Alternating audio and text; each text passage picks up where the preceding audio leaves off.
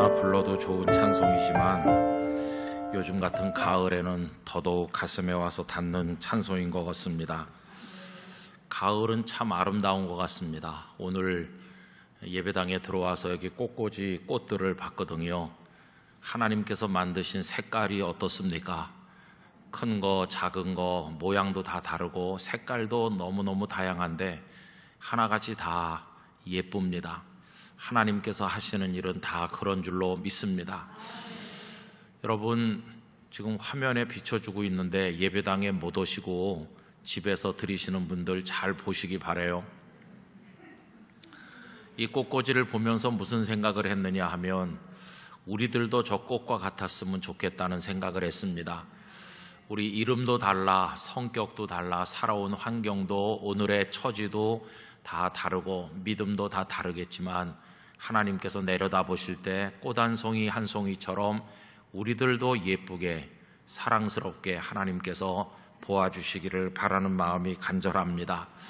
이 꽃은 이렇게 잘 피어서 하나님 영광을 드러내는데 우리들도 믿음의 꽃을 잘 피워서 하나님의 영광을 나타내기를 원합니다. 예수님께서는 가르치실 때 비유를 많이 사용하셨죠. 특별히 하나님 나라, 천국을 가르칠 때 비유를 많이 사용하셨습니다. 오늘 읽은 이 짧은 말씀 역시 하나님 나라에 관한 예수님의 비유입니다. 여러분 26절 우리 한번 다 같이 읽어보실까요? 또 이르시되 하나님의 나라는 사람이 씨를 땅에 뿌림과 같으니, 이렇게 시작되는 하나님 나라 비유입니다. 근데 지금 몇 가지 우리가 주목해야 될 것이 있는데, 첫째로 하나님 나라는 작게 시작한다 하는 겁니다. 여러분, 하나님의 나라가 큰 나무처럼 흐드러지게 이삭이 많이 매달린 어떤 추수 때의 나무나 식물처럼 그렇게 시작하는 게 아니고 아주 작게 시작합니다. 예수님께서도 혼자 시작하셨고 얼마 후에 제자들이 있었지만 예수님의 공동체는 유대 사회에서 작은 씨 하나처럼 작았습니다. 볼품이 없었습니다. 그러나 여러분, 여기서 중요한 것은 무엇이냐 하면 그 씨가 작고 보잘것없다 할지라도 씨는 언제까지나 씨로 남아있는 것은 아니라는 것입니다. 여러분, 그 씨 속에는 하나님께서 입력하신 생명 프로그램이 들어있고 그 프로그램에 따라 때가 되면 싹이 날 수 있게 하시는 생명의 능력, 하나님께서 집어넣어 주신 것이 들어있습니다. 그래서 지금은 작은 씨 하나처럼 보이지만 나중에 그것이 얼마나 풍성하고 놀라운 결과를 가져오는지 우리가 알지 않습니까? 그래서 여러분, 오늘 눈앞에 있는 씨를 보지 않고 씨 속에 들어있는 생명의 능력을 믿는 믿음을 가진 사람은 현재에 낭망하는 것이 아니라 미래를 향하여 날아오르는 믿음을 가지게 됩니다. 그래서 성도의 믿음은 그 믿음 속에 과거도 있고 현재도 있고 미래도 다 들어있게 됩니다. 여러분, 이 씨라고 하는 것은 하나님 나라 복음을 상징하는 거라고 보통 생각을 하는데 이 복음의 씨앗 속에는요, 과거가 다 들어있어요. 하나님께서 우리들을 위해서 행하신 지난 세월의 아름다운 일들이 다 들어있습니다. 천지를 창조하신 일, 죄인된 인간을 버리지 아니하시고 구원하기로 작정하셔서 메시아를 보내기로 마음 먹으시고 때가 찼을 때 예수님을 이 땅에 보내셔서 예수님 십자가와 부활을 통해서 생명의 길을 우리에게 활짝 열어주신 하나님께서 우리들을 위해서 행하신 지난날 과거의 은혜로운 모든 일들이 그 복음 속에 다 들어있습니다. 우리가 어떤 사람에게 복음을 전한다 하는 말은 하나님께서 당신을 위하여 이러이러한 아름다운 일을 하셨습니다라고 알려주는 거 아니겠어요? 여러분, 우린 지난 세월 하나님께서 우리를 위해서 하신 그 모든 일들에 대해서 믿고 그것들을 가슴 속에 간직하고 살아가고 있으니 우리 믿음 속에는 과거가 들어있다고 하겠습니다.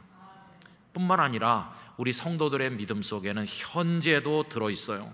현재 나는, 우리 가정은, 우리 교회는 작은 씨 하나처럼 작아 핍박도 당하고 고난도 당하고 어려움이 많아. 이 세상에서 그리스도인으로 사는 것은 참 힘들어. 이게 현재죠. 그러나 하나님께서 우리 중에 함께 하시면 내가 지금 있는 곳이 초막이든지 궁궐이든지 바로 거기서 하나님 나라의 기쁨을 맛볼 줄 믿습니다. 이렇게 믿으면서 이 현재 속에서 하나님을 경험하며 승리하는 그리스도인으로 살아가니까 우리 믿음 속에는 현재도 들어 있습니다. 또 우리들의 믿음 속에는 놀라운 미래가 담겨 있죠. 아까도 말씀드린 것처럼 씨 속에 하나님께서 그런 것들을 넣어주셨기 때문에 이것이 풍성한 열매를 가져올 걸 우리는 믿고 있지 않습니까?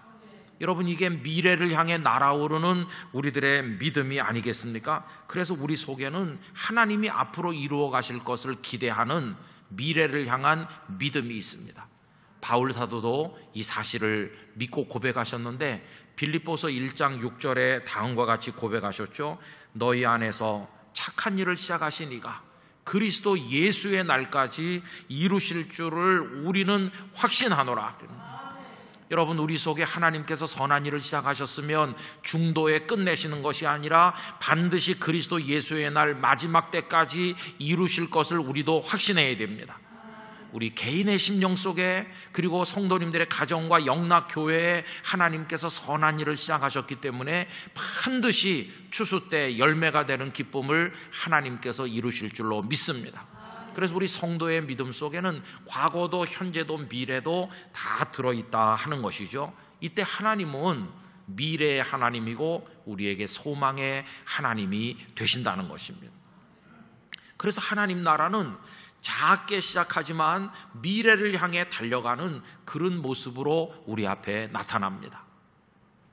두 번째로 오늘 이 비유에서 우리가 주목해야 될 것은 하나님 나라는 상당한 시간을 필요로 한다고 되어 있다는 것입니다. 여러분, 오늘 말씀은 어떤 사람이 씨를 땅에 뿌려가지고 그것이 나중에 추수를 할 때가 오는 그 얘기 아닙니까? 그러니까 씨에서 추수 때를 맞이하기까지, 이걸 뭐라고 표현할 수 있냐면은 식물의 한 평생이라고 말할 수 있어요. 예수님께서는 어떤 식물의 어떤 잠깐, 순간, 그 짧은 시간을 말씀하신 것이 아니라 식물의 일생에 관해서 늘 말씀하셨습니다. 예를 들면 그 마태복음 13장에 가보면 천국에 관한 비유들이 많이 나오는데 그 중에 첫 번째로 나오는 것이 씨 뿌리는 비유입니다. 어떤 사람이 씨를 뿌렸는데 길가에 돌밭에 가시덤불에 그리고 좋은 땅에 뿌려졌다. 잘 아시잖아요. 그런데 거기 씨를 뿌린다는 얘기가 있고 좋은 땅에 뿌려진 것은 30배, 60배, 100배로 결실한다고 그랬으니까 이것도 결실될 때까지, 추수 때까지, 씨 뿌림에서 추수 때까지를 말씀하잖아요. 또 가라지 비유도 마찬가지입니다. 좋은 씨를 뿌렸는데 원수가 밤에 몰래 와서 가라지를 그 위에 덧뿌리고 갔을 때 종들이 어떻게 할까요? 하니까 주인이 하는 말이 추수 때까지 그냥 두어라 하잖아요. 씨를 뿌려서 추수 때까지. 또 겨자씨 비유도 똑같습니다. 작은 겨자씨 하나가 새들이 깃들일 만큼 큰 나무가 된다고 하는 것도 거기 많은 시간이 필요하다는 걸 전제하고 있는 게 아니겠습니까? 예수님께서 하나님 나라를 가르치실 때마다 씨를 뿌려서 추수할 때까지라고 하는 이 식물의 일생, 상당히 긴 시간을 그 속에 전제하고 계시다는 것은 오늘 우리들의 신앙생활이 짧게 끝나는 것이 아니라 평생 이어진다는 것을 가르쳐주고 있는 것입니다. 여러분, 신앙생활은 그저 2박 3일, 3박 4일 수련회 갔다 오는 것으로 끝나는 이벤트가 아니죠. 또 몇 달 동안 어떤 제자 훈련 과정에 들어가서 특별 훈련 받으면 끝나는 게 아닙니다.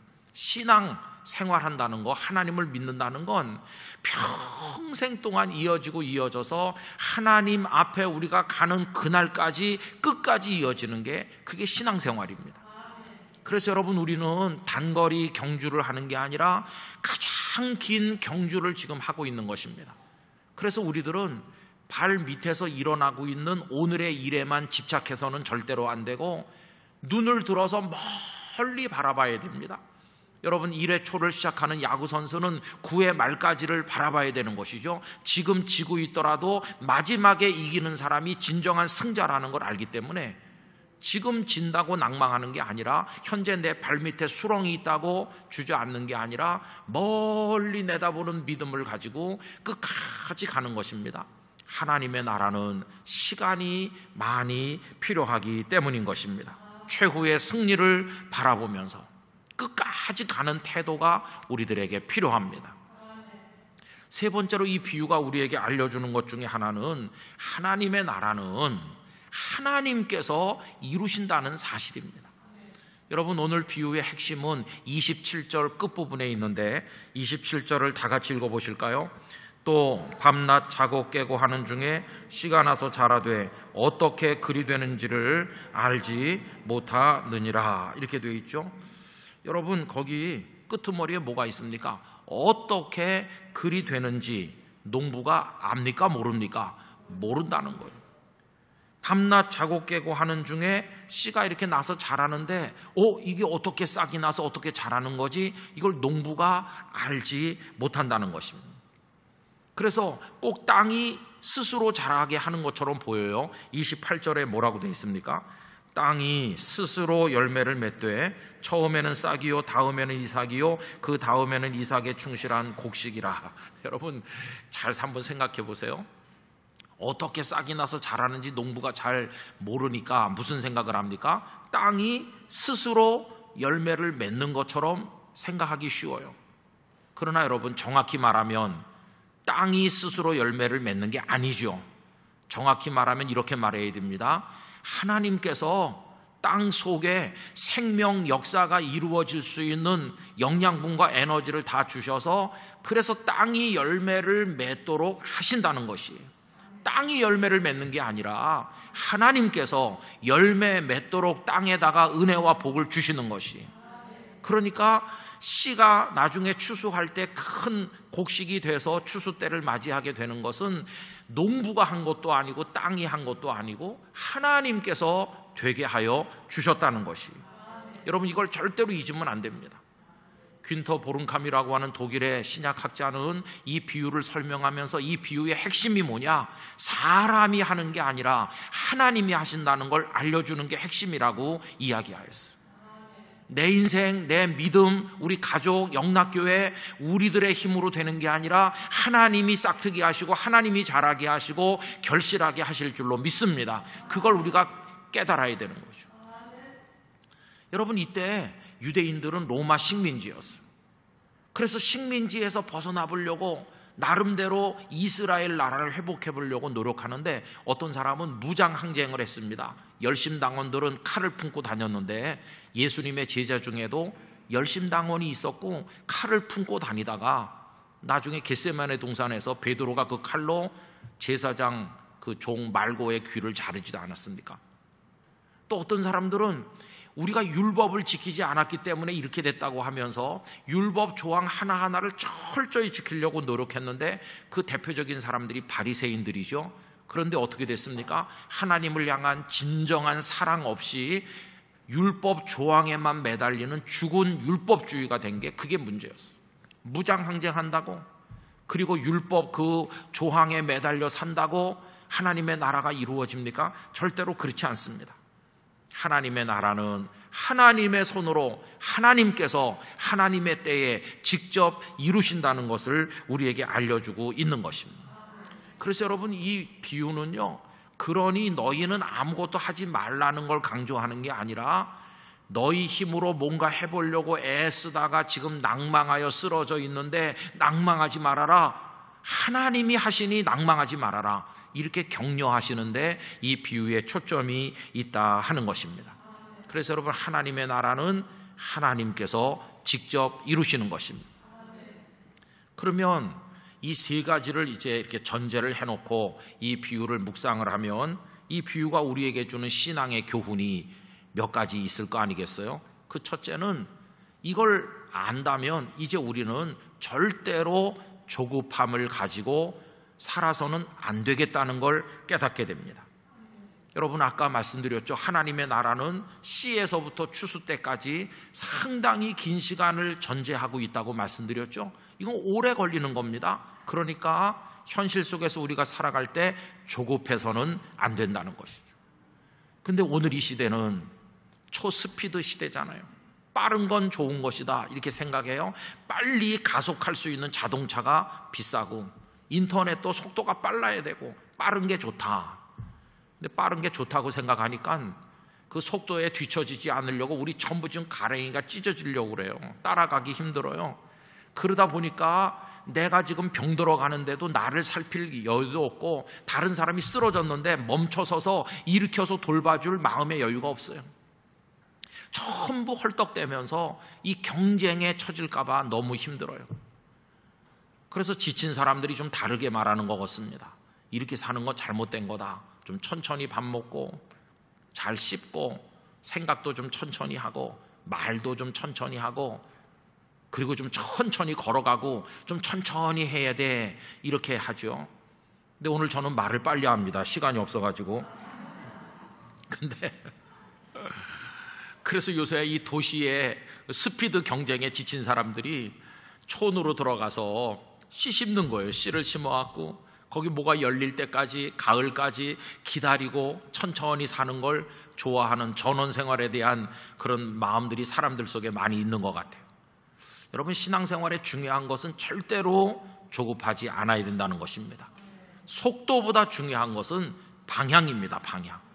방향만 오르면 좀 천천히 걸어도 꾸준히 가기만 하면 목적지에 도달하게 돼 있어요.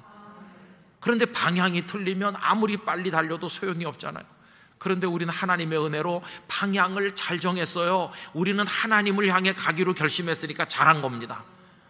이 땅의 나라가 아니라 하나님의 나라를 향해 걷기로 했으니까 우리 방향이 옳은 겁니다.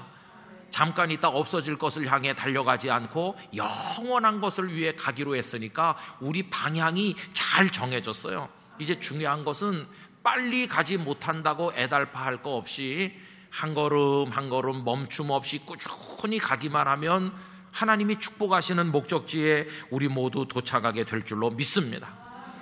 여러분 믿음이 성장하는 거, 사람의 그 인생과 인격이 변화되는 거, 이런 것들은요 하루아침에 스피드 그거에 따라서 빨리 되는 게 아니에요. 그건 오래 걸리는 것이에요. 예수님께서 제자들을 부르실 때도 한 3년은 미리 잡으셨어요. 시간을. 여러분 기적을 일으키는 건 그 순간에 바로 됐지만 이 생짜배기 제자들을 성숙한 사람으로 만드는 데는 시간을 오래 잡으셨어요. 그래서 조급하지 말고 꾸준히 하나님을 바라보며 나가야 된다는 것입니다.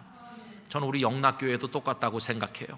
목사가 설교 한번 잘한다고 갑자기 달라지고 그런 일은 일어나지 않아요. 그러나 영락교회가 하나님의 말씀 위에 뿌리 내리기로 방향을 정하고 영락교회가 하나님 원하는 하나님 나라 그 영광을 위해서 살기로 마음의 결심을 똑바로 하면 온 성도들이 꾸준히 가면 하나님께서 성숙시키시고 변화시키는 역사를 보게 해 주실 것이라고 믿습니다.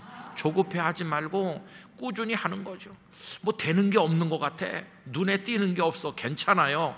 그래도 조급하지 말고 우리의 신앙과 삶을 하나님 앞에서 지켜나가기를 간절히 부탁을 드립니다.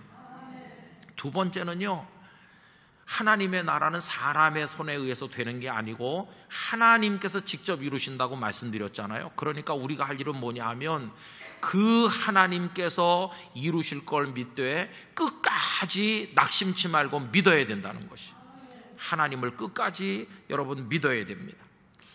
어떤 농부가 씨를 뿌렸는데 막 안달과 조바심이 나가지고 매일 가서 들여다보는 거예요. 이게 왜 싹이 빨리 안 나나 애를 태우면서 들여다본다고 그게 눈에 보이나요? 안 보이죠. 씨를 땅에 심었으면 집에 가서 편안히 자면 되는 거예요. 계속 보고 앉아있다고 되는 게 아니거든요. 그냥 가서 편히 자다 보면은 이게 어느 날 싹이 나는 것이에요. 여러분, 이건 성도가 하나님께 대해서 가지는 믿음이라고 생각합니다. 제 아버님께서 서울 생활 정리하시고 과수원을 한다고 가셨는데 제가 한번 가봤거든요. 그랬더니 사과 묘목을 많이 사다가 묘목을 이제 심으시는데 보니까 좀 기름지고 평평한 땅이라면 좋았을 텐데 좀 비탈에다가 돌멩이도 많고 될 것 같질 않더라고요. 저는 뭐 꽃이 하나도 심어본 적이 없으니까 잘 모르잖아요. 그래서 아버님께 말씀드리기를 아유 땅이 너무 척박하고 비탈인데다가 안 될 것 같은데 여기다 하셔서 되겠어요? 이렇게 하니까 아버님께서 여러 번 하신 말씀이 지금도 기억되고 있습니다. 땅은 거짓말하지 않는다. 이 말씀을 여러 번 하셨어요. 근데 이제 와서 생각해 보니까 그건 하나님께 대한 제 아버님의 신앙 고백이었어요. 땅이 거짓말을 하지 않는 게 아니라 아까 말씀드린 것처럼 하나님께서는 땅 속에 생명 역사가 일어나도록 다 준비해 놓으셨기 때문에 심어 놓으면 그 다음에 하나님께서 우러를 주시고 땅 속에서 역사하셔서 그것이 열매가 될 걸 우리 아버지께서는 믿고 계신 것이에요. 아버님의 믿음이 옳았어요. 몇 년 지나니까요 그게 막 이렇게 옆으로 퍼지고 사과나무가 좀 굵어지더니 어느 해 한 나무에서 사과 한 상자 정도 나오는 거예요. 우와 사과가 열렸다. 그래가지고 그걸 가지고 와서 막 성도들하고 나눠 먹고 그 다음에는 한 나무에서 막 수십 상자씩 나오는 거예요. 사과가. 여러분 우리 그거 믿어야 됩니다. 하나님께서 하실 것입니다. 하나님께서. 이 마가복음이 기록될 당시에 로마 치하에서 핍박받고 어려우니까 성도들이 안달이 나요. 하나님의 나라가 언제 오는가 이렇게 불안하고 괴로워요. 근데 마가는 이 마가복음을 기록해서 예수님의 이 말씀을 성도들에게 들려줌으로써 걱정하지 마세요. 지금은 우리가 핍박을 당하고 어려움 당하는 것 같지만 하나님이 이루실 날이 있으니 두려워하지 마세요. 이거를 성도들에게 알려주었던 것이죠. 여러분 그래서 농부가 씨는요 어디다 심습니까? 땅에다 심죠. 땅에다가 씨를 심음과 동시에 농부는 또 하나의 씨를 심습니다.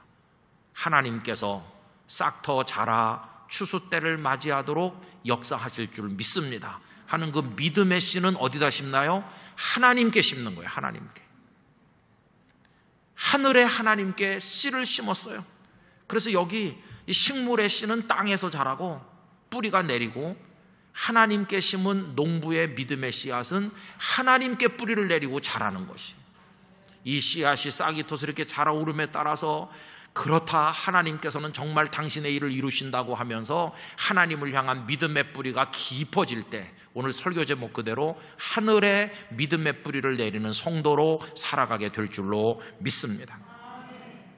그 믿음으로 어려운 오늘의 시대를 살아가야 됩니다. 세 번째로 이제 하나님께서 하실 것을 믿는다면요 우리는 뭘 해야 될까요?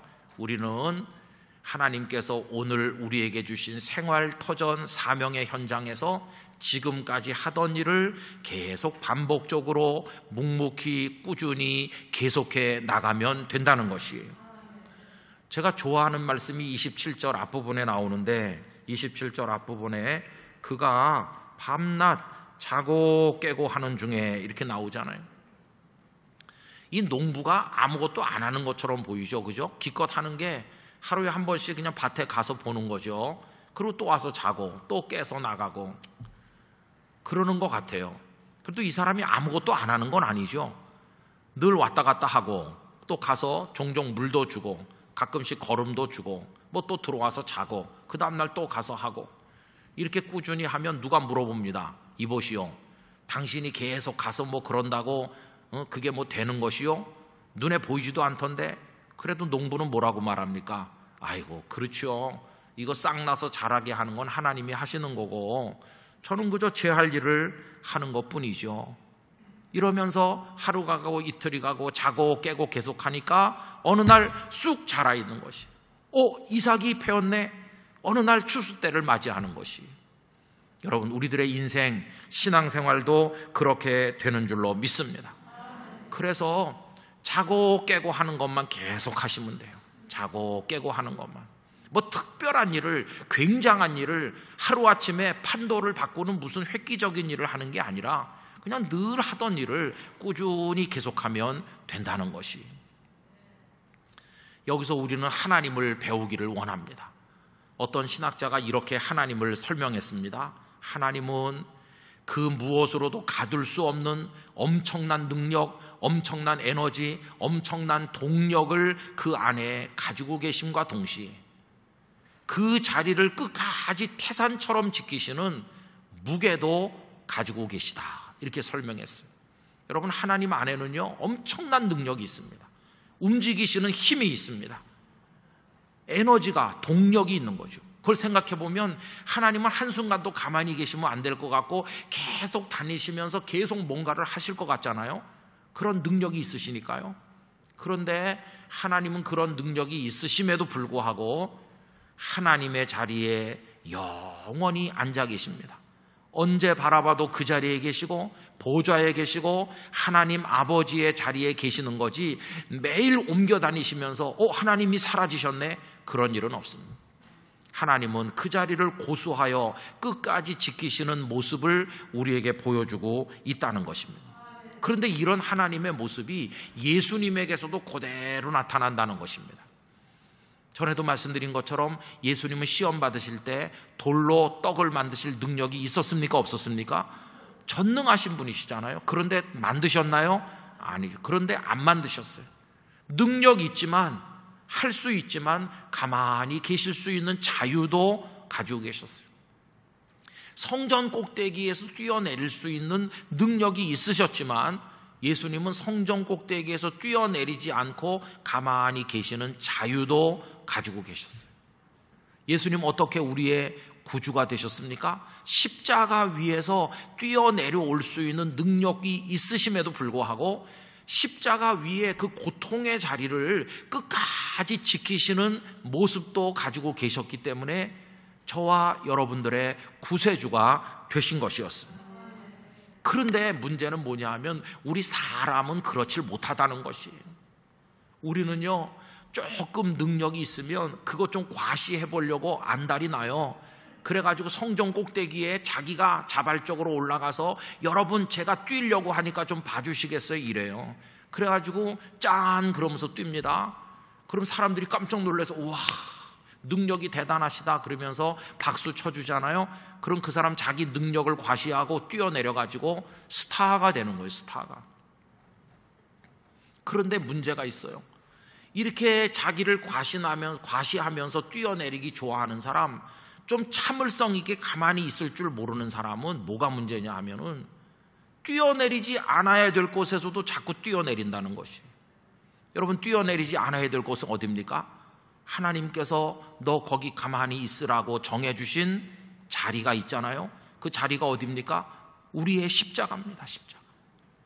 그 십자가의 자리, 고통스럽고 힘들지만 거기서는 뛰면 안 된다, 거기서는 끝까지 그 자리를 지켜야 된다고 하시는데 뛰어내리는데 익숙하다 보니까 십자가 위에서 과묵하게 그 자리를 지키는 걸 못해가지고 금세 뛰어내려와요.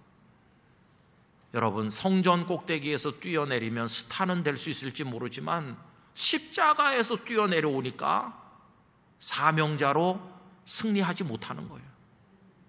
우리 한국교회의 문제가 뭡니까?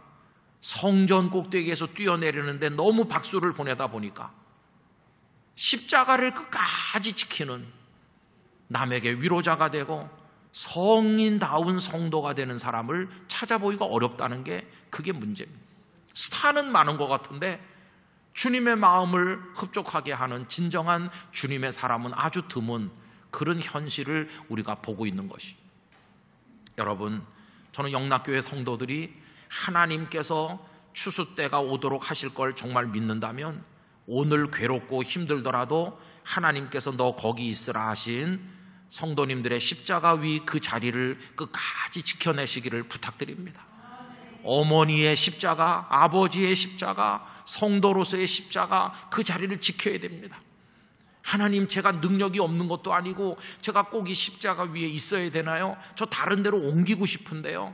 그러면서 자꾸 옮기면 안 됩니다. 그걸 좀 죄송스러운 단어로 표현하면 촐싹거리면서 옮기는 건데, 그러면 안 되고 그 자리에 큰 바위처럼 하나님께서 정해주신 자리니 이 자리를 지키겠습니다.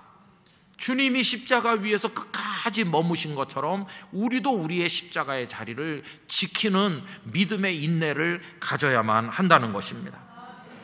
여러분, 저는 식물이나 나무의 매력이 어디 있다고 생각하느냐 하면은 옮기지 않는 데 있다고 생각합니다. 식물이나 나무가 한 군데 자리 잡으면 그냥 거기서 그 생명이 닿을 때까지 계속 거기 있지, 식물이나 이 나무는 계속 이사를 다니는 게 아니에요. 얼마나 답답해 보여요? 그 자리에 가만히 있으니까 진짜 융통성도 없고 능력도 없고 답답해 보이잖아요. 그러나 그에 비해서 새들이나 나비나 벌들은 막 따라다니니까 얼마나 좋아 보여요? 그러면 꽃하고 날아다니는 벌하고 그 나비하고 누가 진정 강자입니까? 날아다니는 나비가 강자인 것 같지만 누가 누굴 찾아옵니까? 결국은 나비가 꽃을 찾아오는 거지, 꽃이 나비를 찾아 돌아다니는 일은 없어요. 마지막 승리는 꽃이 하는 것이지 나비는 꽃 앞에 와서 무릎을 꿇는 것이. 여러분, 영적인 진리도 그 속에 들어 있습니다. 잘 움직이고 옮겨다니는 제주꾼이 승리하는 게 아니라 여기가 하나님께서 나에게 주신 믿음의 자리, 삶의 자리, 사명의 자리인 줄 믿습니다. 그러면서 답답하고 어려워도 그 자리를 끝까지 지키며 하나님의 때를 기다리는 성실한 믿음의 사람이 진정한 강자가 되는 것이고 승리를 거두게 된다는 것이, 그걸 우리가 깨달아야 되는 것이죠. 여러분, 저는 지난번 교회에서 28년쯤 있었고 지금 또 영락교회에 와서 있는데 제가 하는 일이 뭐가 있을까요? 그냥 어제 했던 일 오늘 또 하고 오늘 한 일 내일 또 하는 거죠. 계속 성경 말씀 묵상해서 설교 원고를 만들어서 여러분들께 말씀드리고 말씀대로 365 계속 찍고 그거 한다고 갑자기 무슨 영락교회가 달라지겠습니까? 그냥 늘 똑같은 것 같이 보이죠. 그래서 어떤 때는 아이고 되는 게 없나, 하는 게 없나 이렇게 낙심될 때도 있죠. 그러나 믿음이 있어요. 어떤 믿음? 그냥 자고 깨고 하는 중에 늘 하던 그 일을 계속해서 하면 싹이 안 나는 것 같고 자라지 않는 것 같고 이삭이 펴지 않는 것처럼 보여도 하나님이 하시기 때문에 언젠가는 될 줄로 믿습니다. 그냥 그래서 어제 했던 일을 오늘 하는 거예요. 또 여러분, 지난 주일도 예배 드렸고 그 전에도 10년 전 20년 전에도 예배 드렸는데 오늘 또 드리잖아요. 오늘 예배 드린다고 무슨 갑자기 뭐가 되겠어요? 그러나 이 예배를 드리는 이 모습을 통해 하나님은 추수 때를 주실 줄로 믿습니다. 오늘의 무릎 꿇음이, 오늘 눈물을 흘리며 기도하고 오늘 또 고민하고 그리스도인으로 어떻게 살아야 될까 애쓰는 여러분들의 그 모습이, 어떻게 내가 가족 구성원으로 영락교회 성도로 어떻게 살아야 될 것인지 애쓰고 기도하는 그 반복되는 답답한 일이, 그게 자고 깨고 하는 것이고 하나님은 당신의 때에 우리들에게 열매를 안겨 주실 것입니다. 그때까지 꾸준히 가는 것입니다. 세상은 막 요동합니다. 이 사람은 여기서 저리로 가고 저 사람은 이리로 오고 잔재주를 피우고 성전 꼭대기에서 뛰고 스타가 되고 세상은 어둡고 요란합니다. 그러나 우리는 동요하지 말고 이 믿음의 자리 지켜서 끝까지 조급해하지 말고 걸어가야 될 길을 갈 뿐인 것입니다. 그럴 때 우리에게 위로가 되는 분은 주님밖에 없어요. 주님만 바라보는 겁니다. 그때 우리 곁에 집사님, 권사님, 나도 여기 있어요 그러면서 우리 끝까지 우리 자리 지키고 믿음의 자리 지키고 같이 주님 바라봅시다. 그런 동지가 있다면 얼마나 힘이 되겠어요.